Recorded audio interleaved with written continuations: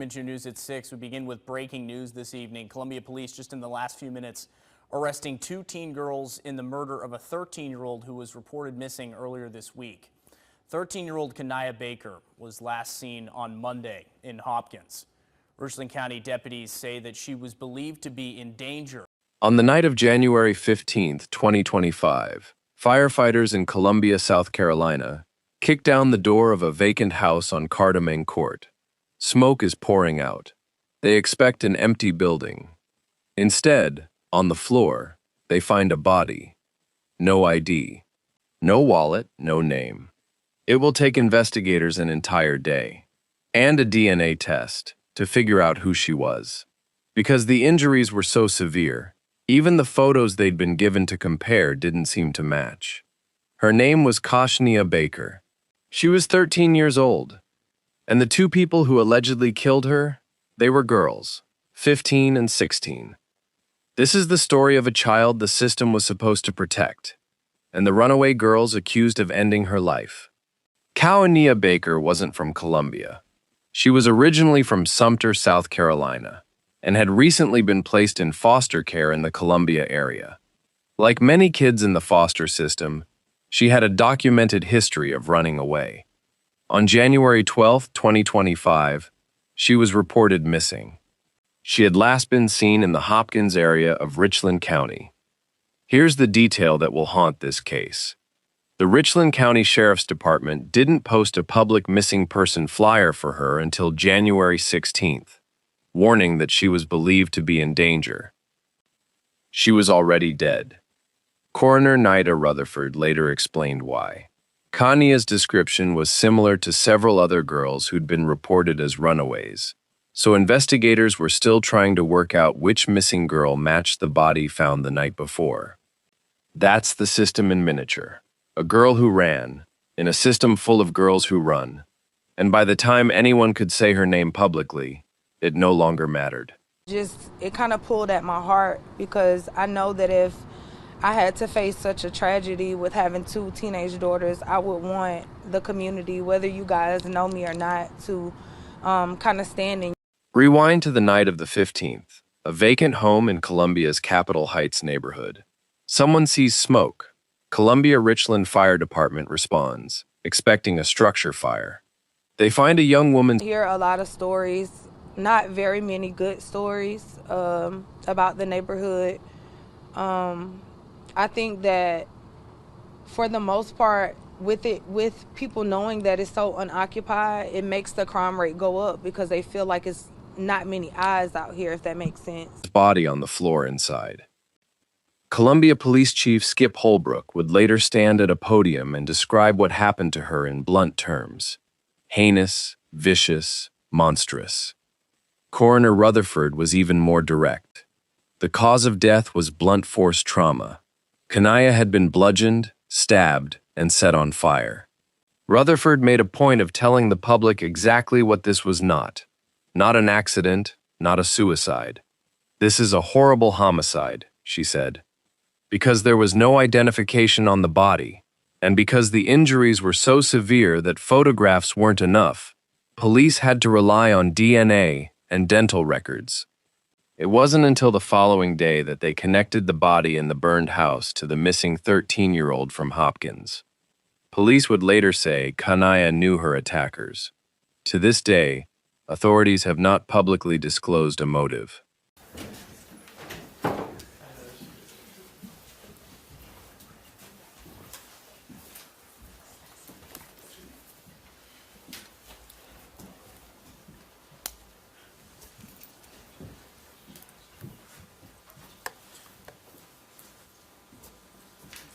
All right, good evening. The purpose for this press conference is to discuss the most recent developments regarding the murder of 13-year-old Niyah Baker. We're joined by our city manager, Ms. Teresa Wilson, City Councilman Ed McDowell, Councilman Tyler Bailey, Chief Aubrey Jenkins, Richland County Coroner Niyah Rutherford, and our Fifth Circuit Solicitor Byron Gibson. Brutal, heinous, vicious, gruesome, monstrous, and disturbing. these are the words I use to describe this murder investigation. On Wednesday night at about 10:30 p.m., the Columbia Richland Fire Department responded to a reported structure fire at 114 Cardamom Court. That's in Capitol Heights neighborhood off of Farrer Road. That neighborhood consists of 102 residences, of which 30 are occupied. The location of the fire was in one of the 72 unoccupied units on the property. The fire department arrived to find smoke coming from inside the residence, and they made entry and soon located the deceased person on the floor inside. At that point, they contacted the police department, and of course we responded to the scene. Upon our arrival, we determined that the deceased was a female, and she had suffered traumatic injuries to her face and body and had been severely burned. Ms. Rutherford will speak to the extent of the injuries and why I described this crime as heinous, vicious, and monstrous. The crime scene investigators worked with the Columbia Fire Department investigators as well as SLED arson investigators, and they spent hours inside the residence along with our crime scene investigators. For the rest of the night, it was over an 8-hour process to complete the investigation inside the house. Our officers documented the important trace evidence and blood evidence in the house, and of course our fire subject matter experts worked to determine the origin and cause of the fire. The next day, investigators met with the Richland County Sheriff's Department. The reason we did this is there was no identification found on the body or any evidence inside the residence that would help us identify the victim. In our meeting with the Sheriff's Department, we learned that they had recently taken up an investigation of a missing juvenile. We learned that juvenile was similar in size and age to our victim, so we thought that there was a possibility that they could be connected. We worked with the Richland County Sheriff's Department's DNA lab and the coroner's office to ultimately determine that our victim was in fact their missing juvenile. And I'll invite the coroner to elaborate on that identification further in just a minute. We're very appreciative of the assistance that we received on the scene by our Columbia Fire Department, our SLED arson investigators, and the coroner's office. This has been a extremely difficult case to work. I've watched our investigators work literally nonstop since Wednesday, and I really mean nonstop, day and night. They have conducted themselves in just the utmost professional way in very difficult circumstances. Let me talk about our two suspects. Overnight, we've arrested 2 people.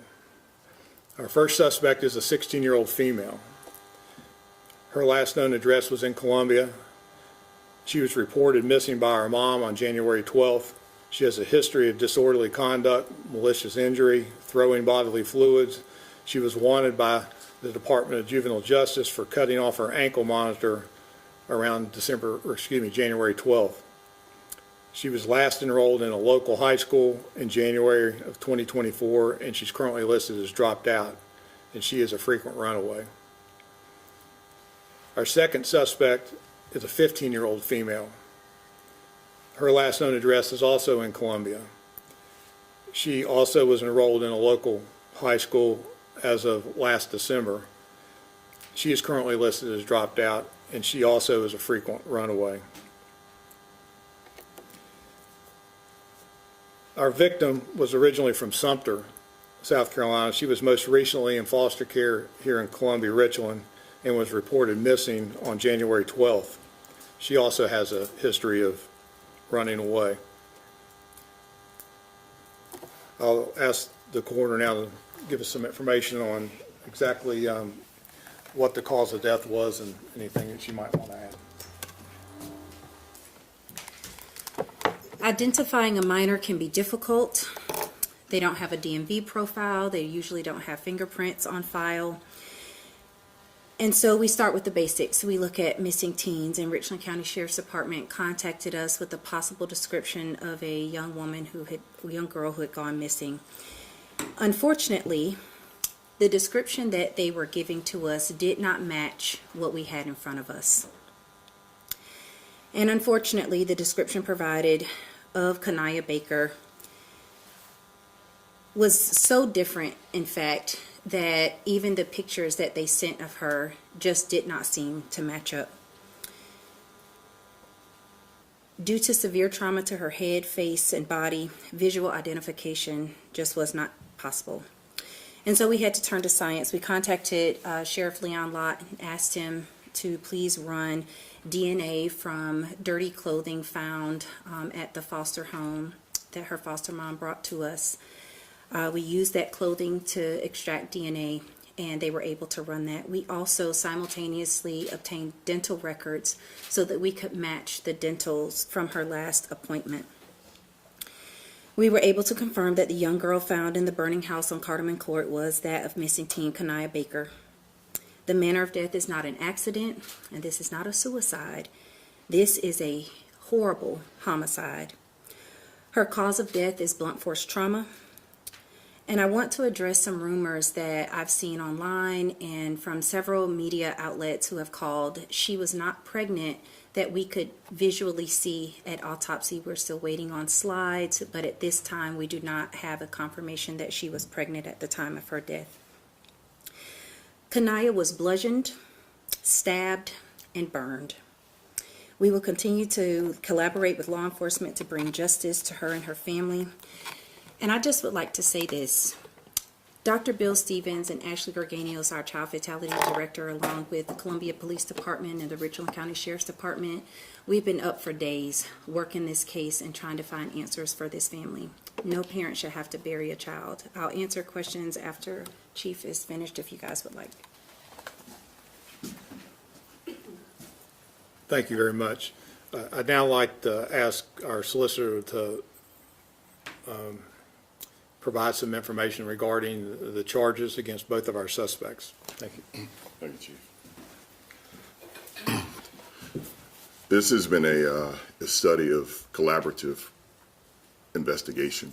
So, of course, through the Columbia Police Department, the Fire Department, through SLED, through Richland County Coroner's Office, and the Sheriff's Department, that investigation has led us here today.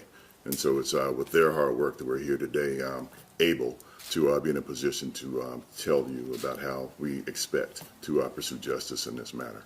The two juveniles have been charged with murder, and it's our expectation, as you know, these are ongoing investigations, so there's information, as the coroner just told us, that we're still waiting on.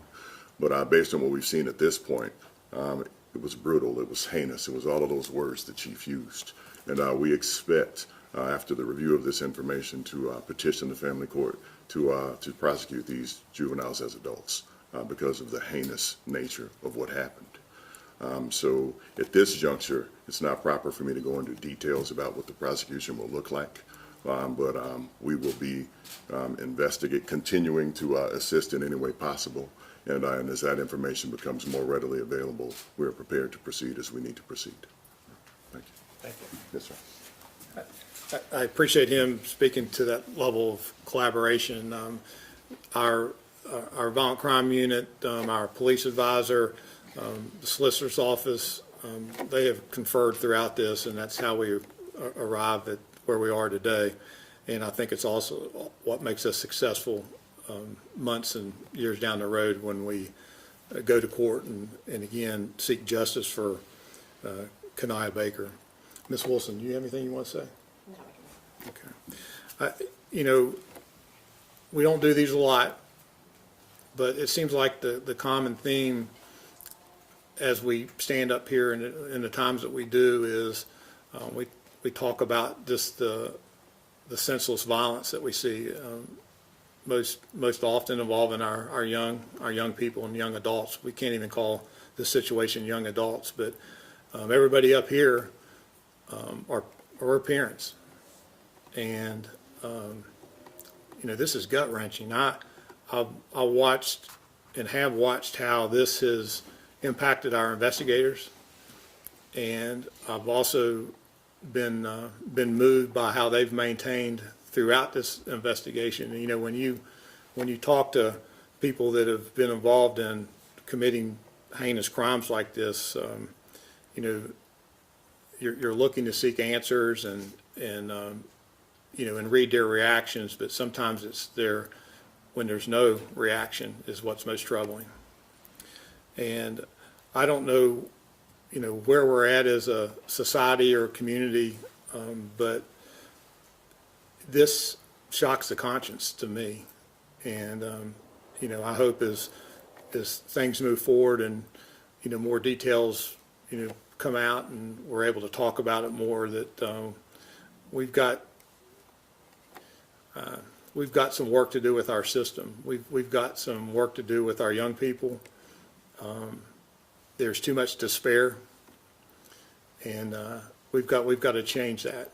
And I know that we've got the right people to do that, and I hope we're able to do it soon. We'll take a few questions. It will be limited on what we can answer, but I'm glad to answer a few questions. You had mentioned that the two suspects were it was DJJ or DSS, you said? One suspect was wanted by DJJ, had previously been in their custody, was currently wearing an ankle monitor.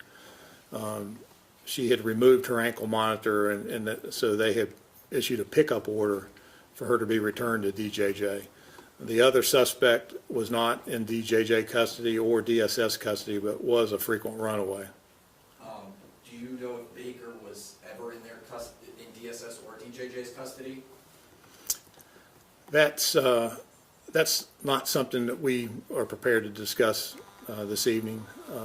But again, it is, you know, certainly fair to say that she had been a previous runaway. And do you know if any additional arrests are going to be made? We don't know if any additional arrests are pending. We do know that we have the two people that are responsible for the death of Miss Baker. Have you made contact with the owner of the house where the body was found or taken any calls to that area before? That's Capitol Heights. That's Housing Authority property, and we have been in contact. Are the suspects cooperating? That's not something we would comment on. I walked around the neighborhood today. I spoke to some residents, you know, the few that are there, because as you said, many of the homes are empty. Is there a reason they chose this specific house, or how did they know about this house? Did any of them have ties to this neighborhood specifically? It's not unusual for people that are involved in, you know, certain activities that they would enter a vacant property. That's one of the reasons we put so much emphasis on securing vacant property, or, you know, through our code enforcement, going through demolition. We know that it attracts blight and crime. So it's you know, it's not completely surprising that if it's not secured, that somebody's going to enter it and do some things that they don't want to be, you know, seen in public. But so I'll leave it at that. That answer your question? Is there any evidence that the house was set on fire on purpose? Well, we believe that the victim was burned intentionally.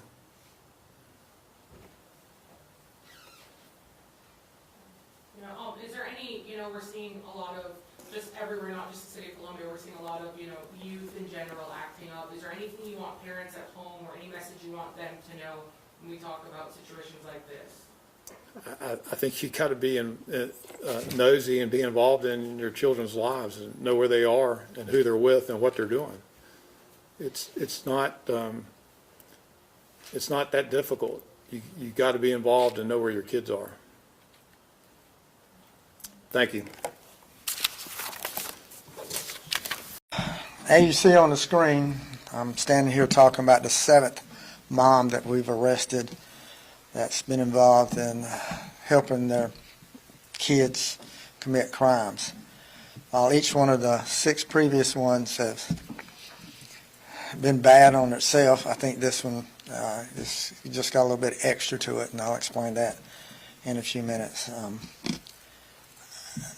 When you talk about these kids and the crimes they commit, and you ask why, I think today, when I tell about this case, you're going to see why some of these kids are involved in crime. And it comes from the home, and it comes from the parents.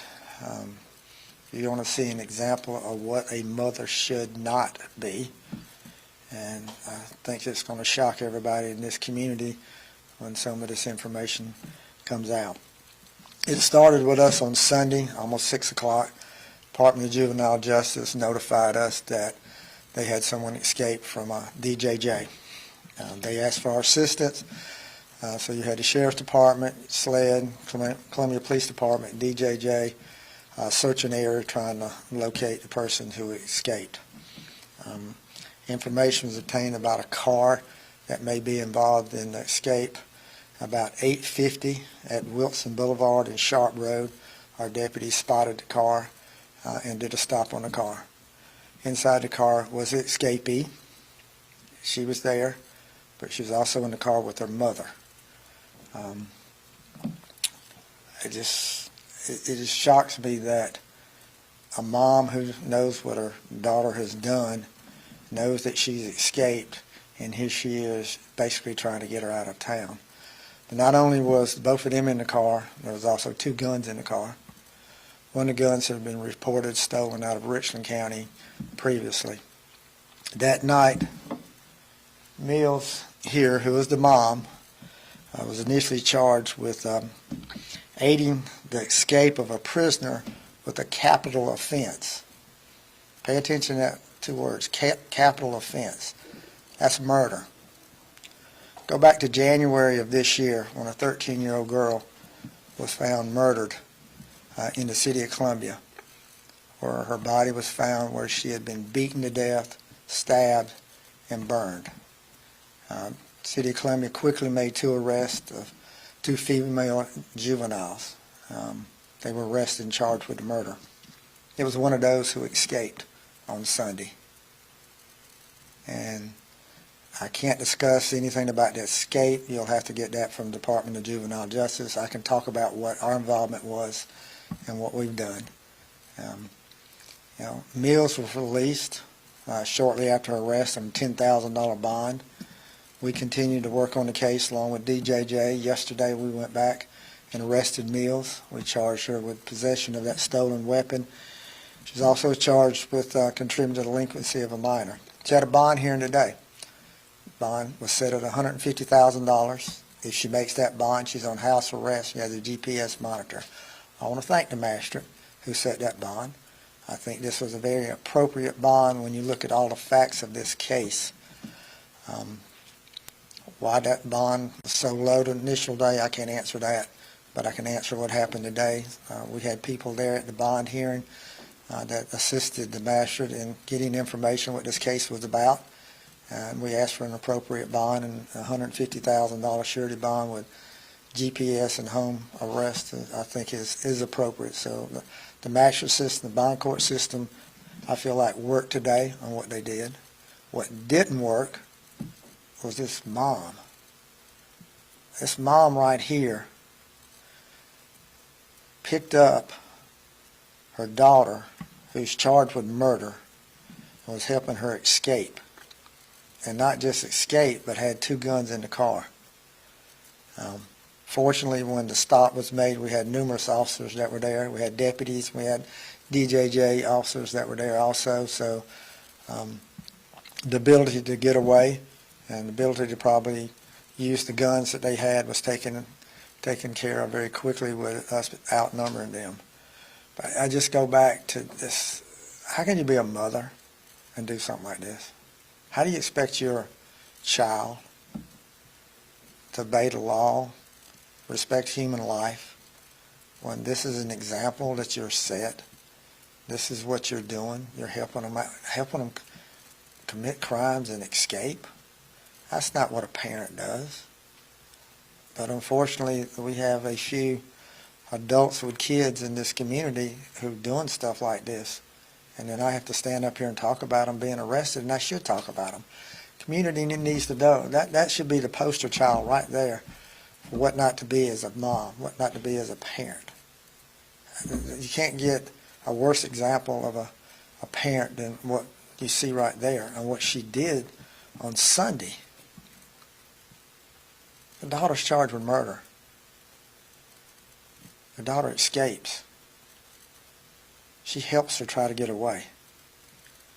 You know, unfortunately for them, we're good. And when I say we're good, law enforcement's good. That was a team effort on Sunday to apprehend them very quickly. Some 3 hours after we were notified, she was back in custody and back where she needs to be. You know, protecting this community is what it's all about. And that's what we did on Sunday night. But then we continue to do it when we arrest someone like this, and we send a message loud and clear out there. If you condone, participate, help your son or daughter commit a crime, then you're going to be arrested. You're going to be held accountable. You should hold your children accountable, and when you don't, then we're going to hold you accountable. When you cross that line from being a parent to a participant, then you're going to be held accountable, and that's what we're going to do. We're going to put you in jail, and hopefully that's where we're going to keep you, and the solicitor's office is going to prosecute you on how you should be prosecuted, because this is not acceptable in our community, and I don't think the community in Richland County wants to have mothers like that who are out there helping a murderer escape. Questions? Can you confirm that Mill's daughter was charged with the murder of Niyah Baker? Yes, I can confirm that. Sheriff, do you have a location on where she picked up her daughter? No, we're still working on that. This investigation's not over with. Anybody else who helped, that was part of it, they're going to be charged too. So it's not completed by any means. I think some people thought when she got arrested on Sunday and got out, that'd be the end of it, but it's not. They're still investigating it. DJJ is working with us, and we're continuing to investigate, and anybody that'll help is going to be charged also.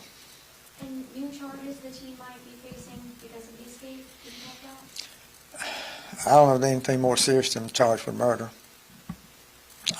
Charged with escape, yeah, I think murder is the number one case that she needs to be charged with, and that's what she's charged with. What's the mom facing? I don't know at the time. I hope she's facing a lot of embarrassment. I hope everybody who knows her, everybody's talking about this. You know, years-wise in jail, I don't know. That's immaterial. She's just being made of an example, and hopefully other parents out there. And I will tell you this, after we made our initial arrest and parents in the past, since we started this around the first of the year, our youth services has received more phone calls than we ever had from parents and grandparents saying, I need help. That's what the goal is. The goal is not for me to stand up here and put moms and dads' pictures up there. The goal is to get parents to do what they're supposed to do. And it's worked. It's working. This is just one time it didn't work. Can you clarify what the exact charge was of the youth again that they were originally put in the center for? Charged with murder. Any information on that case, you need to get that from the Columbia Police Department. They work that case, or the solicitor's office. Again, I can only comment on what we did from Sunday night and what we've continued to do right on up through today. Where was the car that you guys stopped where you found the teenage mom? Sharp Road and Wilson Boulevard, which is Highway 21, North Main. Go ahead. When you found the two guns that were inside of the car, one of them was stolen, correct? Correct. Do you have any information on how the stolen gun was in their possession and if they intended to use it that night? No, we haven't determined how they got the guns or anything like that. I can only guess what the two guns were. Here's an escapee who's trying to get away. You know, why would you have two guns in the car unless somebody planned to use those guns? And again, the way they were arrested, they didn't have that opportunity. All right, thank y'all.